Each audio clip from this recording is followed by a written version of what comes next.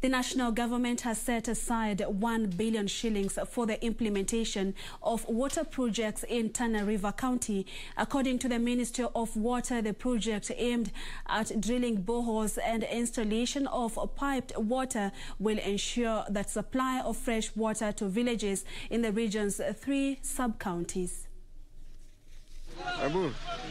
While on a 2-day tour of inspecting water programs in the vast Tana River County, Water Principal Secretary Joseph Irungu said boreholes will be put in place by the Coast Water Works Development Agency in every village at a cost of 10 million shillings each.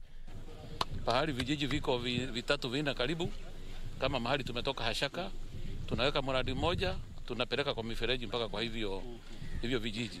Irungu says the initiative will be a game changer to water scarcity in 3 sub-counties in the area.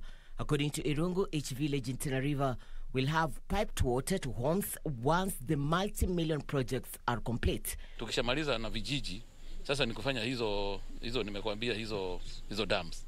So kuna hizo raga, zina majina hapa, kuna Habole, kuna kokane hizo. So na hizo ni za kushikilia maji wakati kuna mvua, sababu wafugaji hawahitaji kwenda kwa mto. Area political leaders called on locals to support the government's initiatives to improved livelihood, especially for women who are forced to walk for miles at risk in search of the special commodity. Kule kwetu siji upande huu, watu kina mama wakienda kule mtoni kuchota maji wanashikwa na crocodiles. Hata hapa pia wanashikwa na crocodiles. Wajua Tana River hatujawahi kusikia bilioni. Sasa hivi tuko milioni 500. Tunaelekea bilioni mambo ya maji.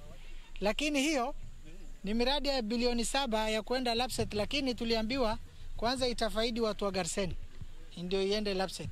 Kwa hivyo hiyo pia ni through Coast Water. Tayari tunaona serikali imeelekea. Maji ni hapa. Irene Mchuma, Udim, Channel 1.